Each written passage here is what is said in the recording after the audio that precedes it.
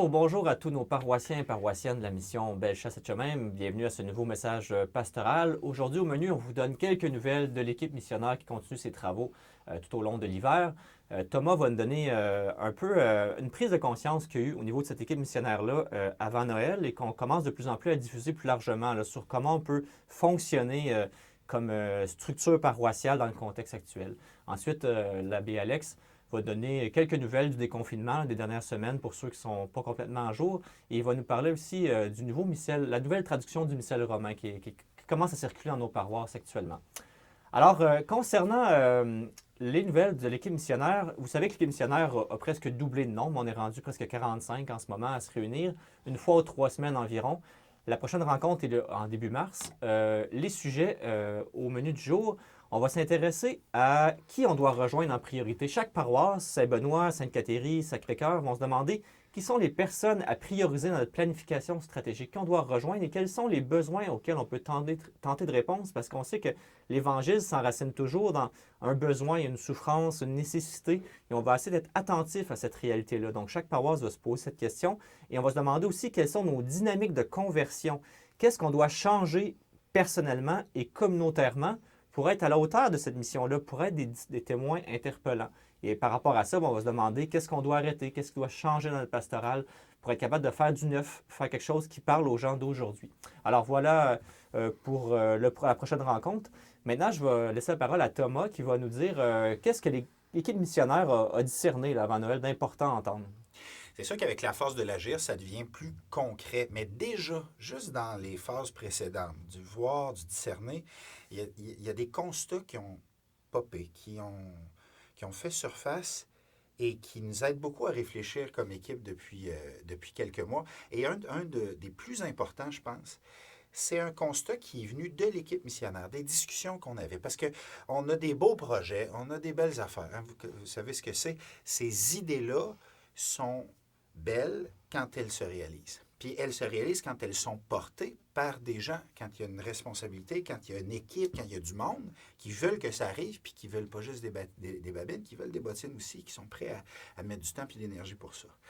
Mais la difficulté dans nos communautés chrétiennes, puis vous la connaissez, que ce soit dans les communautés locales, ou que ce soit dans les mouvements, ou dans les groupes, ou dans tout ça, c'est l'espèce de tendance qui arrive souvent à ce que ça soit porté par une personne, hein, ou deux. Et ça ne donne pas la même chose. Bien sûr qu'il y a des responsables. Hein, il y a souvent des premiers répondants pour toutes sortes de dynamiques dans l'Église puis dans la société. Puis c'est pas de ça que je parle, c'est correct, il n'y a pas de problème avec ça, puis c'est utile, puis ça aide à rendre compte de ce qui se passe. Mais on parle de qui porte les choses. Puis un constat qui est venu de l'équipe missionnaire, que je trouve très intéressant, qui est venu aussi de la rencontre des leaders des communautés, des leaders isolés. Hein. On a convoqué tous ceux qui ont l'impression de porter leur communauté chrétienne à bout de bras. On les a vus, puis on a jasé avec eux autres, puis on fait le même constat eux autres aussi. On s'est rendu compte qu'il y avait une espèce d'unité minimale. Pour qu'on parle d'une équipe, pour qu'on parle d'une responsabilité qui est durable, qui a de l'avenir, qui est maintenable, que tu t'imagines ce qui se passe, puis tu dis ça peut continuer de se passer de cette façon-là. C'est 4, 5 personnes. Puis ça revenait de toutes sortes de directions différentes. Ça prend 4, 5 personnes qui sont responsables ensemble pour qu'un mouvement, pour qu'un projet ait de l'avenir, mais aussi, puis c'était ça le constat, pour qu'une communauté chrétienne ait de l'avenir. Qu'est-ce que ça veut dire que ça ait de l'avenir? Ça veut-tu dire, demain matin, Sébastien, on fait la liste de tous les milieux qui a moins de 5 responsables, puis là, on fait une liste, puis là, on leur met un gun sur la tempe, puis là, ça veut dire que, paf, on élimine ces communautés. Non, c'est pas ça. C'est pas dans cette dynamique-là. C'est pas un critère d'élimination. C'est un critère de discernement. C'est-à-dire que si dans un milieu X, dans une communauté chrétienne, il n'y a pas ces 4-5 personnes-là, mais ce que ça veut dire, et on a commencé à le voir dans certains milieux, ce que ça veut dire, c'est qu'il faut se mettre ensemble. Il faut porter ensemble cette responsabilité-là. Ça ne change rien à l'histoire de telle communauté, ça ne change rien à ce qui se vit dans telle ou telle célébration. Ça va peut-être finir par le changer, mais ce n'est pas ça le but. Le but, c'est de porter ensemble. Puis on a eu des belles discussions avec des leaders de certaines communautés chrétiennes qui ont hâte, qui ont envie de ça, de porter la communauté chrétienne de porter les responsabilités de leur milieu, mais avec d'autres mondes. Alors, plus là, ça va aller dans les prochains mois, avec la vision stratégique, mais aussi dans toutes sortes de décisions, plus ça va aller, plus on va penser avec ce bloc minimal-là. C'est-à-dire que pour qu'il y ait un projet, pour qu'il y ait quelque chose qui avance, à qui on parle? On ne parlera plus, de plus en plus, on ne parlera pas à une personne. Puis nous, comme équipe, on ne parlera pas de une personne. On va parler d'équipe à équipe. Puis une équipe, plus ça va aller, plus ça va être 4, 5 personnes responsables ensemble, du monde qui porte les choses. Au diocèse, on nous parle de co-responsabilité depuis plusieurs années. C'est vraiment ce qu'on cherche à mettre en application, là, que dans le fond, on porte ensemble la responsabilité pastorale pour qu'il y ait un dynamisme et une vigueur. Là. Merci Thomas de cette clarification-là. Peut-être que je te donnerai la parole sur le missel, Alex, avant de donner les nouvelles de fin de rencontre. Donc, la nouvelle traduction du missel est disponible maintenant en français. Veux-tu en dire quelques mots? Oui, effectivement, à partir du carême, là, tout le diocèse doit embarquer sur la nouvelle traduction du missel. Alors, on peut se demander d'où est-ce que ça nous vient, ça, cette nouvelle traduction-là. Dans le fond, il y a plusieurs pays dans d'autres langues, l'italien, l'espagnol, l'anglais, qui ont déjà fait une mise à jour de la traduction à partir de la version originale qui, elle, est en latin. Et justement, c'était le temps pour les pays francophones aussi de se mettre à jour parce que la liturgie est quelque chose de vivant. Hein?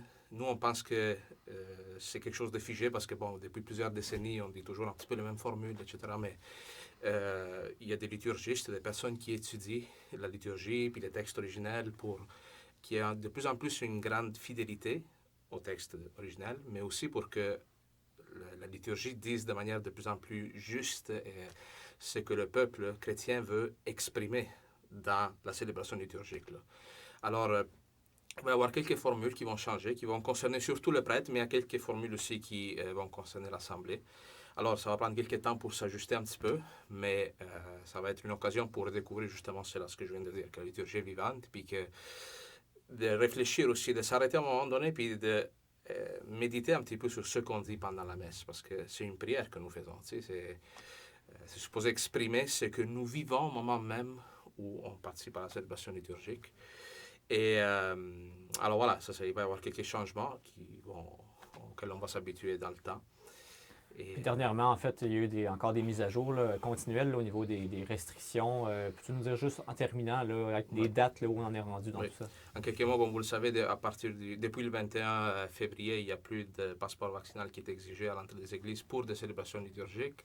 À partir du 28, on peut accueillir du monde à 100% de la capacité de nos édifices, de nos bâtiments. Ce qui reste, c'est l'imposition du masque.